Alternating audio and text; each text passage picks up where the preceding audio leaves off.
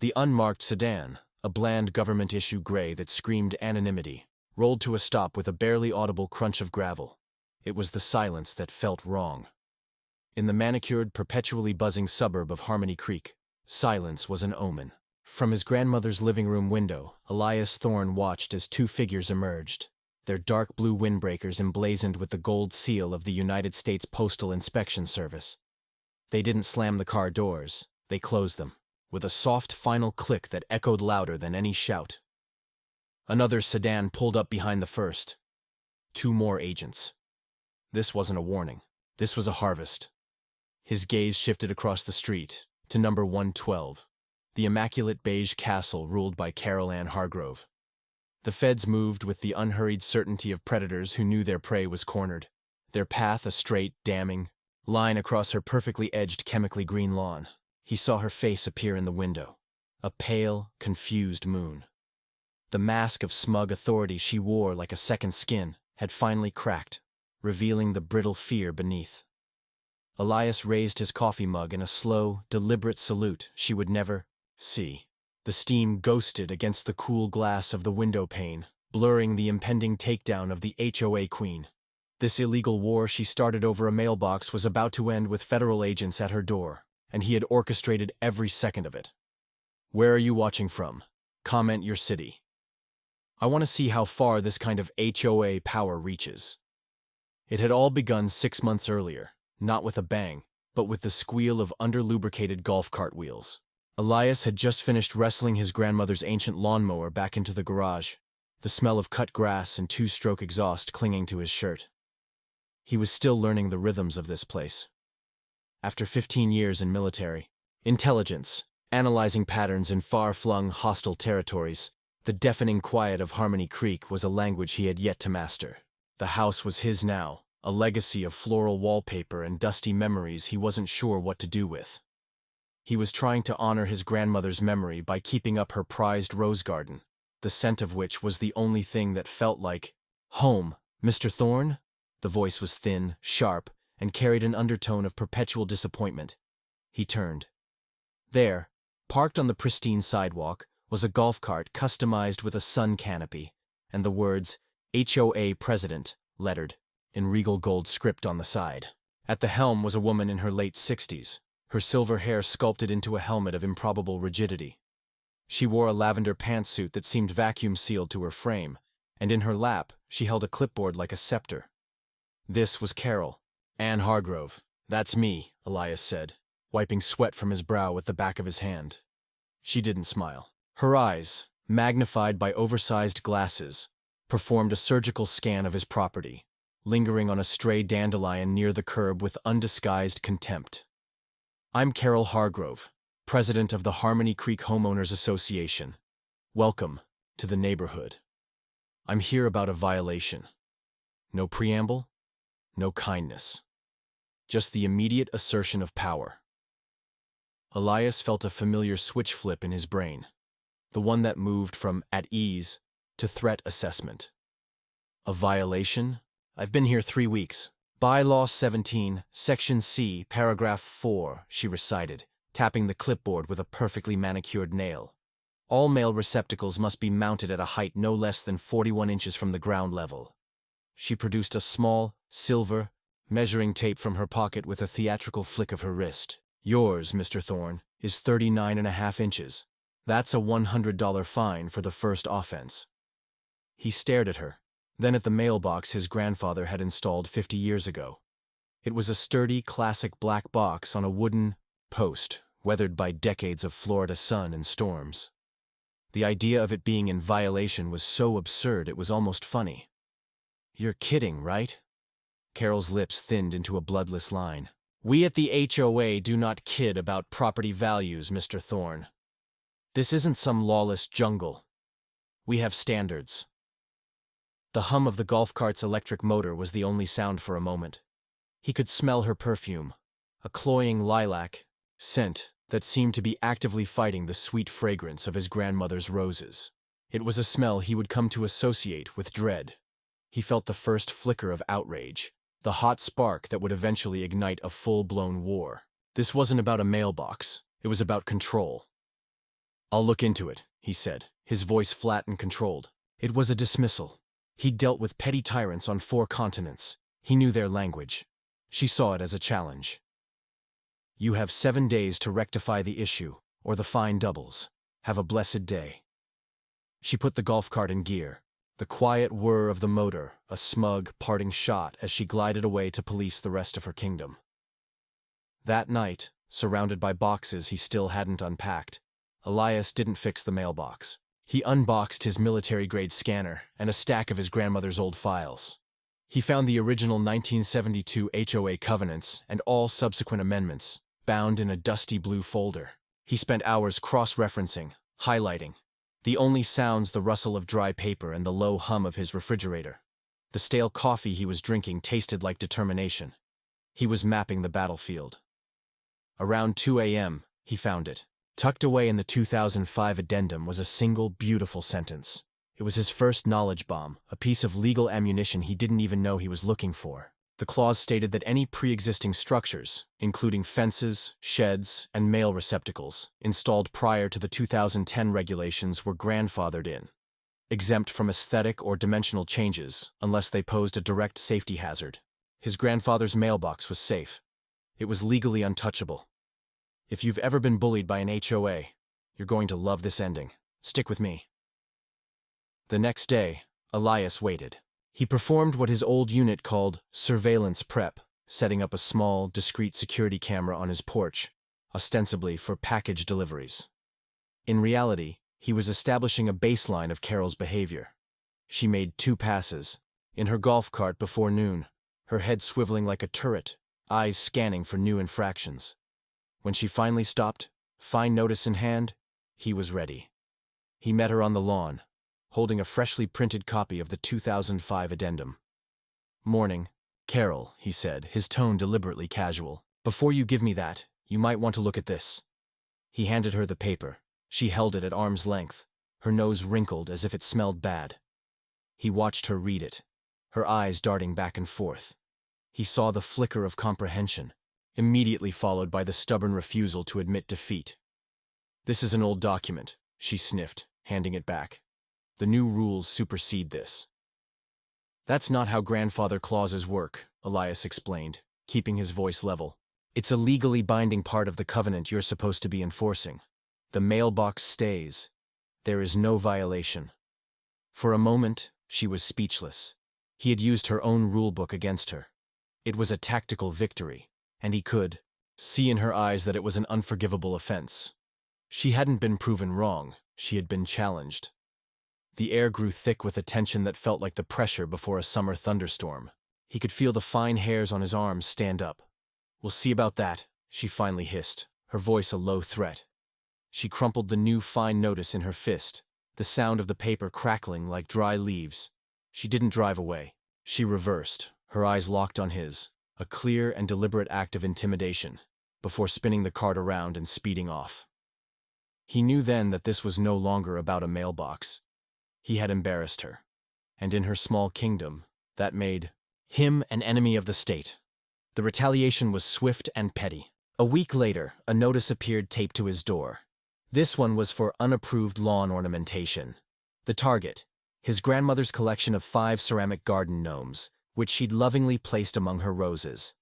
They were chubby, cheerful little figures with peeling paint and chipped hats, each one a memory from a different vacation she'd taken with his grandfather. To Carol, they were a blight. To Elias, they were sacred. The notice cited a rule against tacky or whimsical yard art. He read the bylaws again. The rule was there, but it was so vaguely worded it could apply to anything from a pink flamingo to a stone bird bath. It was a weaponized subjectivity, and Carol was aiming it right at his heart. "What would you have done in my place? Drop it in the comments." He didn't remove the gnomes. Instead, he bought another one, a grumpy-looking fellow holding a tiny sign that read, "Go away." He placed it front and center. It was an act of defiance he knew wouldn't go unanswered. The next Monday, the fine was on his door. On Tuesday, it was another fine, this time for his garden hose being visible from the street. On Wednesday, he found one of the gnomes, the one from his grandmother's trip to the Black Forest, smashed on his driveway. There was no proof, of course, Just the shattered ceramic and the lingering, ghostly scent of lilac perfume in the morning air. That's when he started losing mail. It started small. A catalog he was expecting. A postcard from a friend traveling in Spain. Things that could plausibly get lost in the system.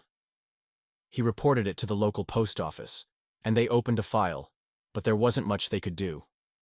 Then, a more important piece of mail went missing. A refill for the heart medication for his aging golden retriever, Bumper. He'd received the shipping notification email. It had been marked as delivered, but the box was nowhere to be found. He spent an hour searching, a knot of cold dread tightening in his stomach. He checked with neighbors. He retraced the mail carrier's steps.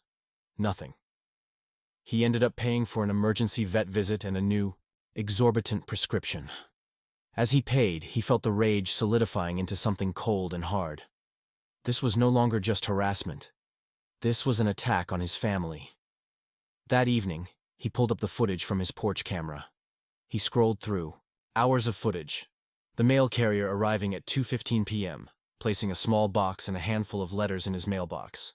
Then, at 3:30 p.m., the familiar, silent glide of Carol Hargrove's golf cart. She didn't stop at his house. She drove past slowly, her head turned towards his porch. It was suspicious, but not damning. He couldn't see her get out or approach his property. But Elias had spent years analyzing grainy drone footage, looking for the subtle signs of enemy movement. His brain was trained to see the details others missed. He replayed the clip, slowing it down, zooming in as much as the resolution would allow. He watched the shadows. As her cart passed, the angle of the sun was just right. For a split second, he saw a reflection in the polished chrome of her golf cart's side mirror. It was a distorted fisheye view, but it was unmistakable. An image of his own front porch, his mailbox standing open, and a hand with a lavender sleeve reaching inside. It wasn't enough for the police. It wasn't enough for a lawyer. But it was enough for him. He knew. He began documenting everything with meticulous precision, creating a file that would have made his old commanding officer proud. He logged every drive-by, every passive-aggressive comment, every new, baseless violation notice. He took photos, saved video clips, and created a timeline. He was building a case, brick by painstaking brick. He knew he couldn't fight her on her turf, in the kangaroo court of an HOA meeting. He had to move the battle to a different field, one with federal jurisdiction. This wasn't just an HOA scandal. It was becoming a federal takedown. The final piece of the puzzle clicked into place 2 weeks later.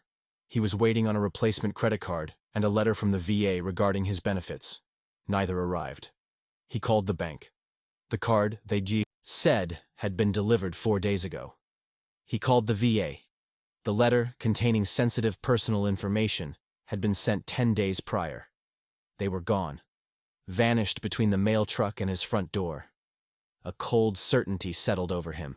Carol wasn't just looking for violations anymore. She was on a fishing expedition, searching for leverage, for anything she could use to drive him out.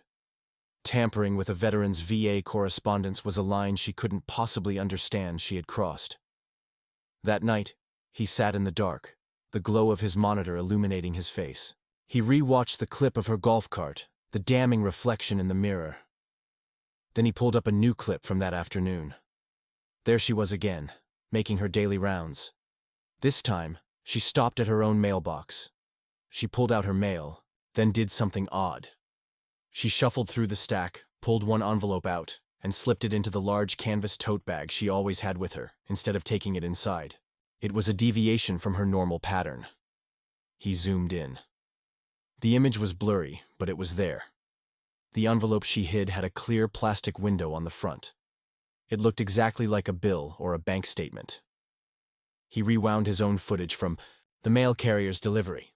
In the stack of mail shoved into his box, there had been an identical-looking envelope, the one for his new credit card.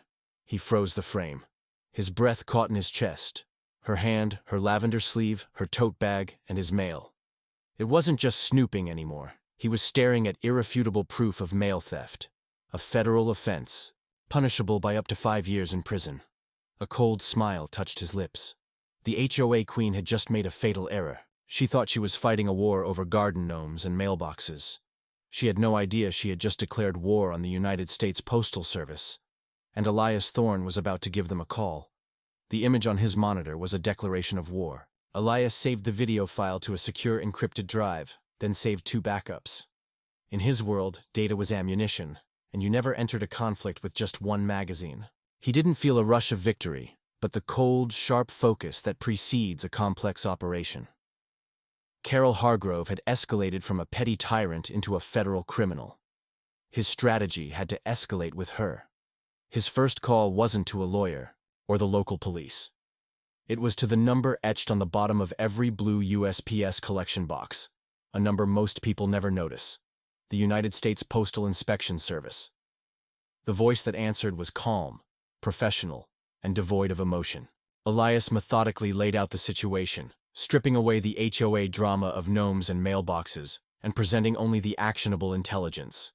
A pattern of missing mail, including medication and financial documents, culminating in video evidence of a specific individual appearing to remove a letter from his receptacle.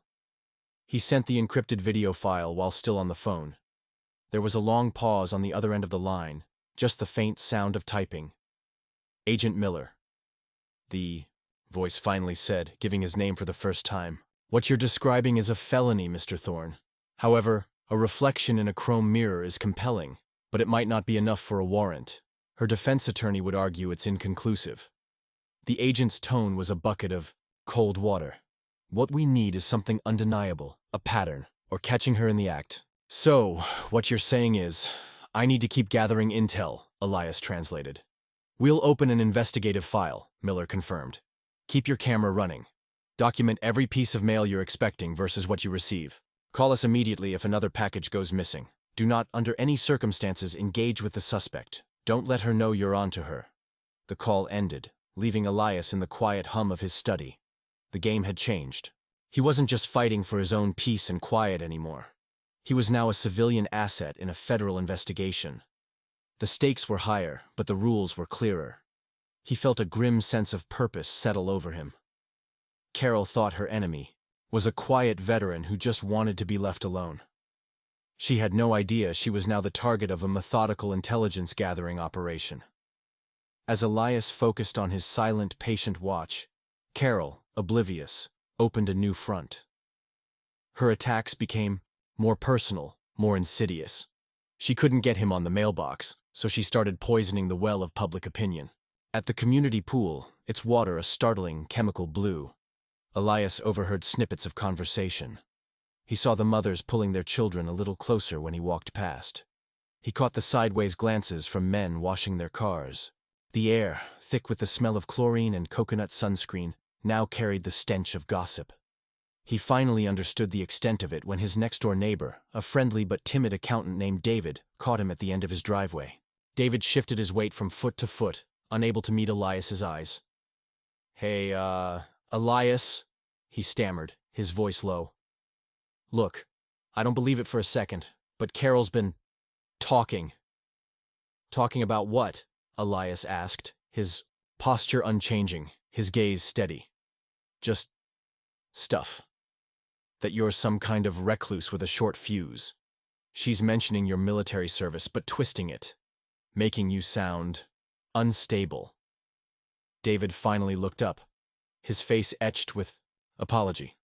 "She's telling people you're the reason the HOA insurance premiums might go up. A liability. It's crazy, I know, but people are listening." There it was, the smear campaign. Classic destabilization tactic. Isolate the target, discredit them, turn their own community against them. It was vicious, and it was effective. Ever dealt with an HOA bully who turns neighbors against each other? Let's see how many of us there are. The next day, a certified letter arrived. The crisp envelope felt heavy with menace. It was from a law firm, the kind with a fancy embossed letterhead and 3 last names separated by ampersands. It was a formal cease and desist order. Elias's hands were steady as he read the convoluted legalese. He was being accused of a continued pattern of harassment against a duly elected officer of the Homeowners Association. His crime? Questioning Carol's authority on the mailbox and displaying aggressive lawn decor in the form of his defiant gnome. It was utterly baseless, a transparent attempt at intimidation through financial threat. They were trying to bully him into submission with the specter of legal fees. He laid the letter on his kitchen table, the paper stark white against the dark oak. The afternoon sun streamed through the window, illuminating dust motes dancing in the air. He felt a surge of white-hot anger, but his training immediately channeled it into cold resolve. This wasn't a setback. It was a gift. She was creating a paper trail of her own malice. His counterattack began not with a lawyer, but with a walk. He needed allies. He needed to know if he was the only one in Carol's crosshairs. He found his first one 3 streets over. Mr. Henderson was in his late 80s, a retired history teacher with hands gnarled by arthritis and eyes that still held a sharp, intelligent spark. Elias had seen the violation notices piling up on his door. He found the old man carefully tending a small vegetable patch, the rich, loamy smell of the earth a welcome change from Carol's chemical perfume. "Mr. Henderson," Elias began. "My name is Elias Thorne. I live over on Willow Lane. I wanted to ask you about the HOA. The old man straightened up slowly, wiping his hands on a rag. "Ah, yes. You're the soldier Carol's got her knickers in a twist over." He gave Elias a shrewd look. "Let me guess. She found something wrong with your house? Something that's been fine for 50 years? "My mailbox," Elias said with a wry smile. "And some garden gnomes." Mr. Henderson let out a dry chuckle. "For me, it's the bird feeders. Says they attract vermin. I've had those feeders in that exact spot for 30 years. My late wife Eleanor loved watching the cardinals." He gestured toward his front window. "Now, I get a $50 fine every week. On my pension, that hurts. She's trying to bleed me out." They talked for over an hour. Elias learned that Carol's targets were almost always the same: elderly residents on fixed incomes, single mothers who worked 2 jobs, anyone she perceived as too tired, too poor, or too weak to fight back. She was a predator who culled the herd. This wasn't about property values. It was a sick, twisted power trip. "She's a viper," Mr. Henderson said, his voice dropping, "and her husband being on the town council gives her cover. People are afraid to speak up." "Not anymore," Elias said. A new fire kindled within him. This fight was now for Mr. Henderson's cardinals, for his grandmother's gnomes, for everyone who had been bullied into silence. That conversation was the spark. But the true turning point, the knowledge bomb that would change the entire trajectory of the war, came from an offhand comment Mr. Henderson made about the HOA's exorbitant landscaping fees. "Pays top dollar to a company called Evergreen. Solutions," he'd grumbled. "For what? They just mow the verges and poison the dandelions." That night, Elias bypassed the HOA's glossy, uninformative website and went straight to the state's public records database for corporate filings. He typed Evergreen Solutions LLC into the search bar. The results loaded and his eyes narrowed. He clicked through the registration documents, his heart beginning to beat a little faster. The company was a shell, registered to a P.O. box. But the law required a registered agent, a real person at a real address. The name listed was Daniel Petrocelli. The name meant nothing to him. So he ran a cross-search. Daniel Petrocelli in the same county. A few hits came up. Then he tried a different kind of search, one he'd used to map terrorist networks. He started searching social media, looking for connections to Carol Ann Hargrove. It took him 20 minutes. He found a wedding announcement from 2012. The bride was Carol's youngest sister. The groom's name was Daniel Petrocelli. Elias leaned back in his chair, a slow, grim smile spreading across his face. Evergreen Solutions was owned by Carol's brother-in-law. She was using HOA funds, her neighbor's money, to enrich her own family. It was more than a conflict of interest. It was likely embezzlement and fraud. This was the weapon he needed, a weapon that could not only dethrone the Queen but put her in a courtroom.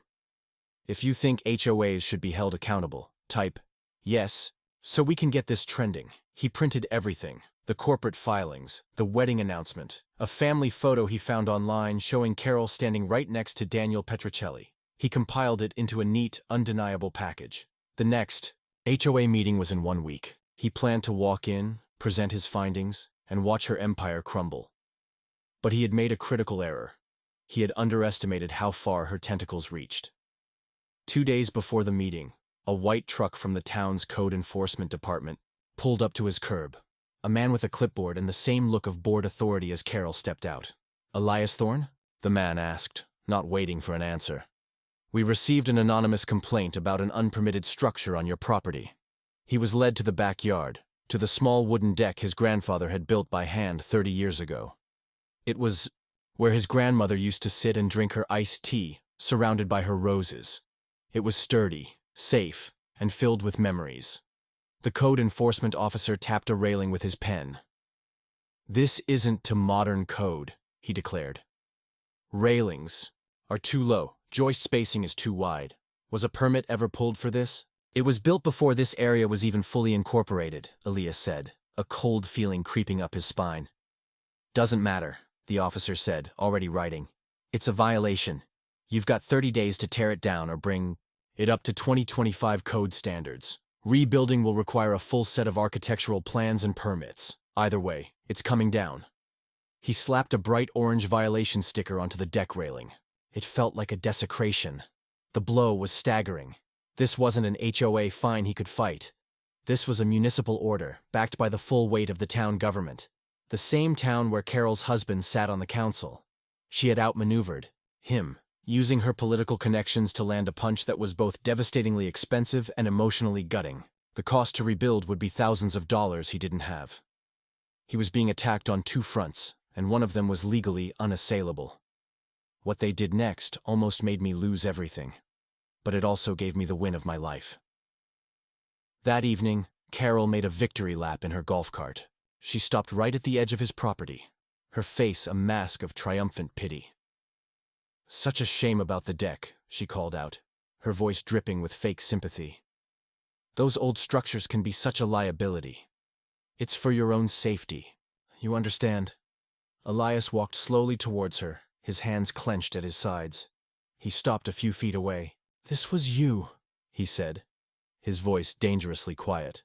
For the first time he saw a crack in her perfect facade.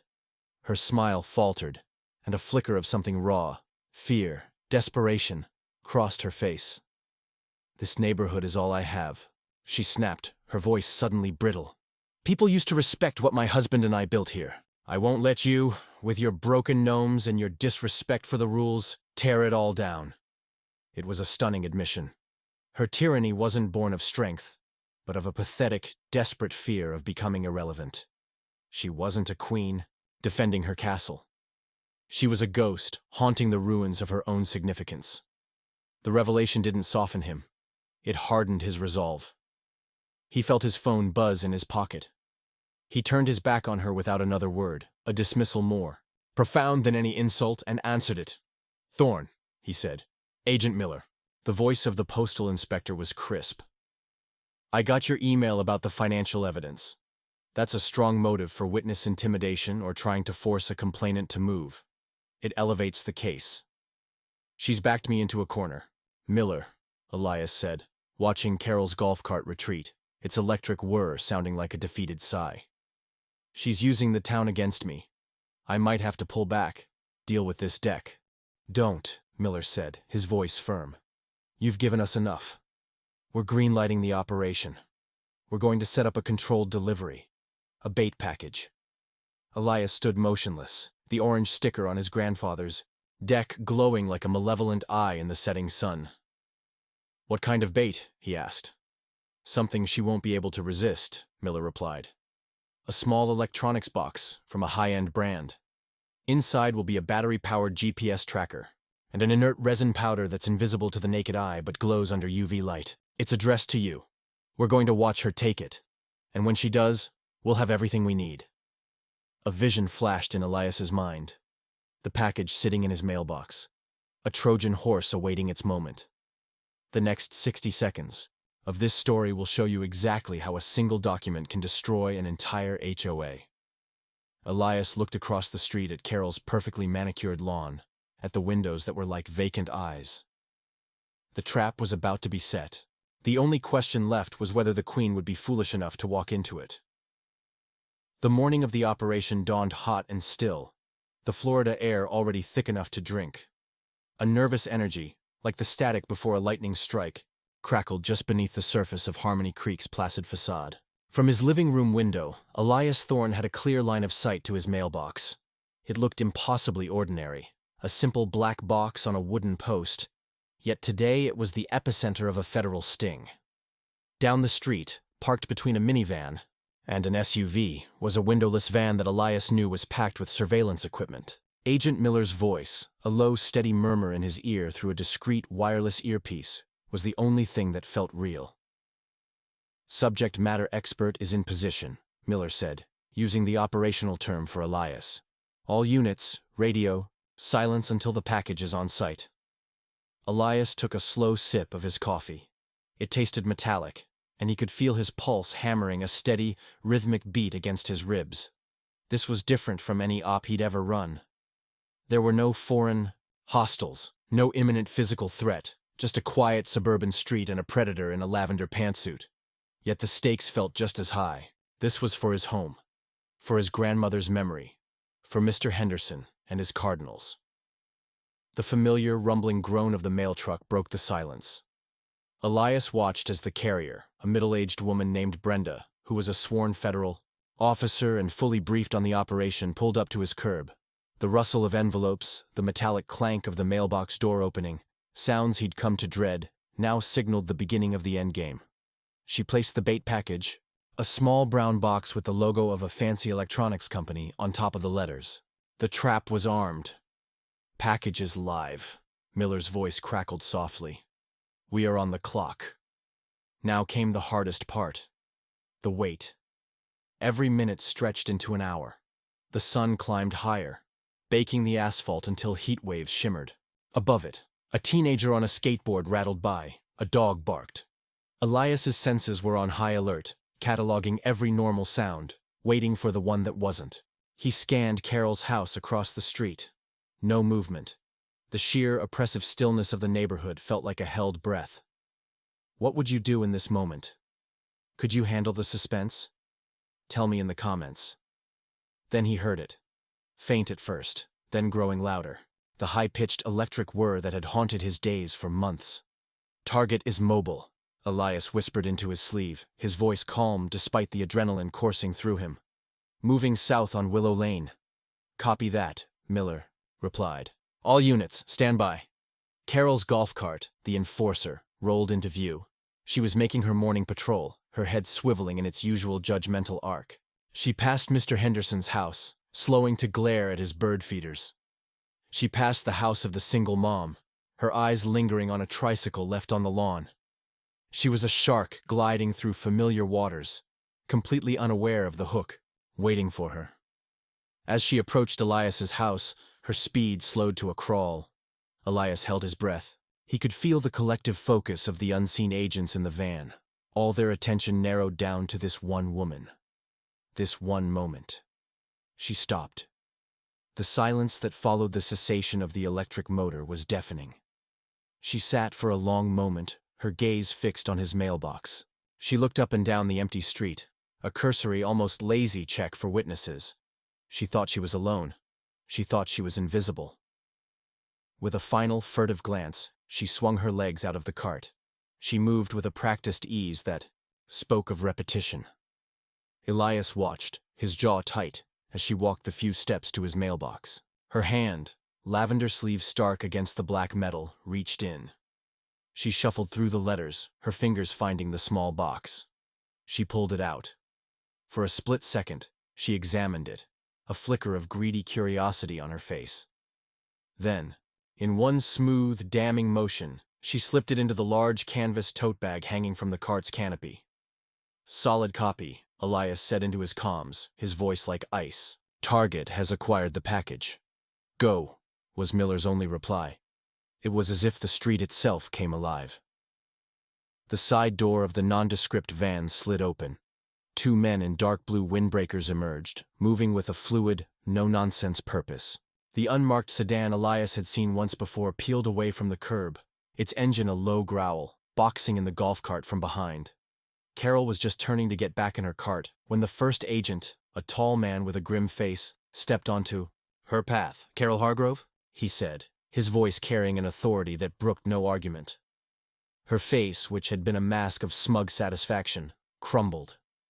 Confusion, then fear, then pure, panicked disbelief washed over her features in a tidal wave. "Who are you? What is this?" she stammered, clutching her tote bag to her chest like a shield. "We're federal agents with the U.S. Postal Inspection Service," Miller said, stepping out from behind the van. He held up his badge. "You are under arrest for suspicion of mail theft and obstruction of correspondence." "This is ridiculous. It's a mistake," she shrieked, her voice cracking. "I'm the president of the Harmony Creek HOA." Miller ignored her protests. "The package in your bag, ma'am," he said, his voice flat. "Please place it on the ground." Her eyes darted around wildly, looking for an escape, for an ally, for anyone who would bend to the authority she was used to wielding.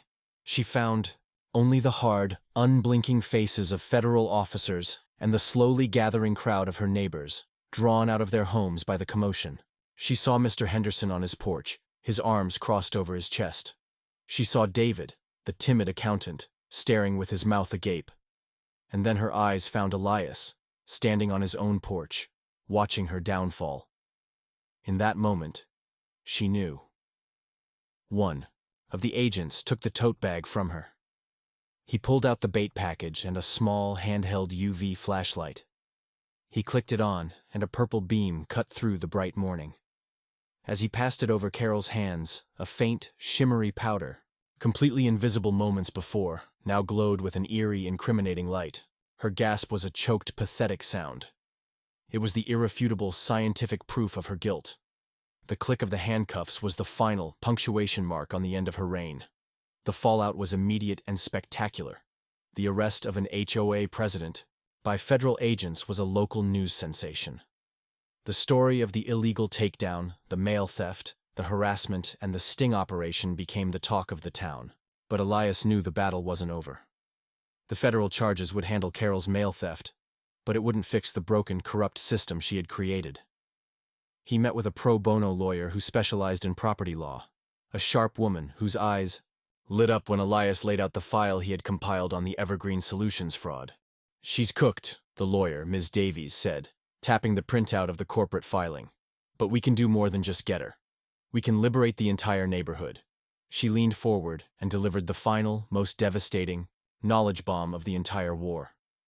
Under this state's Property Owners Association Act, specifically Section 720.305, if a board or its officers are found to be engaged in self-dealing or criminal activity, homeowners can petition the court for a receivership. Essentially, we can ask a judge to fire the entire board and appoint an impartial third party to run the HOA, void all corrupt contracts, and organize a new, fair election. All we need is a petition signed by 15% of the homeowners. It was the key. The one legal tool powerful enough to dismantle Carol's entire machine of fear and control. That night, Elias and Mr. Henderson held a community meeting in the common area clubhouse, the same room where Carol had lorded over her subjects. One by one, Elias laid out the facts, the federal arrest for mail theft, and the undeniable proof of financial fraud, showing them all how their HOA dues were being funneled to Carol's family. For the first time, there were no whispers or sideways glances. The fear that had held Harmony Creek hostage was gone, replaced by a rising tide of collective anger and empowerment. Before the night was over, they had signatures from over 80% of the homeowners. The legal process was swift. Faced with the mountain of evidence and the near-unanimous petition, the court granted the receivership. The entire HOA board was dissolved in disgrace. The crooked landscaping contract with Evergreen Solutions was voided. The court-appointed receiver went through the books and immediately invalidated hundreds of thousands of dollars in petty, retaliatory fines, including every single one levied against Elias and Mr. Henderson. Carol Ann Hargrove, stripped of her power and prestige, pleaded guilty to the federal mail theft charge to avoid a more public and damning trial. She received 2 years of probation, a hefty fine, and was federally barred from ever handling mail for anyone but herself for the rest of her life. She and her brother-in-law still face state charges for fraud and embezzlement. Her husband, tainted by the scandal, resigned from the town council. Within 2 months, A for sale sign was hammered into her perfectly manicured lawn. With the town council free of Carol's influence, the malicious code violation against Elias's deck was quietly dropped. The orange sticker was peeled away, leaving no trace. A new HOA board was elected. Mr. Henderson, to his own surprise, was voted in as the new president, promising transparency and common sense. His first official act was to pass a resolution protecting all pre-existing structures and declaring bird feeders to be a community asset. Months later, peace had finally settled over Harmony Creek.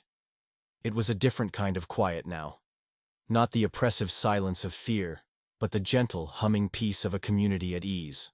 Elias sat on his grandfather's deck, a glass of iced tea sweating in his hand, the warm afternoon sun on his face. His golden retriever, Bumper, snoozed at his feet, his heart medication now arriving safely and on time. He looked out over his backyard. His grandmother's roses were in full bloom, their sweet scent a constant, gentle reminder of why he had fought so hard. Tucked among them was a new garden gnome, a gift from Mr. Henderson. It was a cheerful-looking fellow, holding a fishing rod, and on its base the new president had painted a single word: victory. His eyes drifted to the front of the house, to the simple black mailbox that had started it all. It still stood at 39.5 inches, a small, defiant monument to the simple truth that no one is above the law. He had come to this place seeking solitude, a quiet refuge from a world of conflict. Instead, he had been pulled into one last war.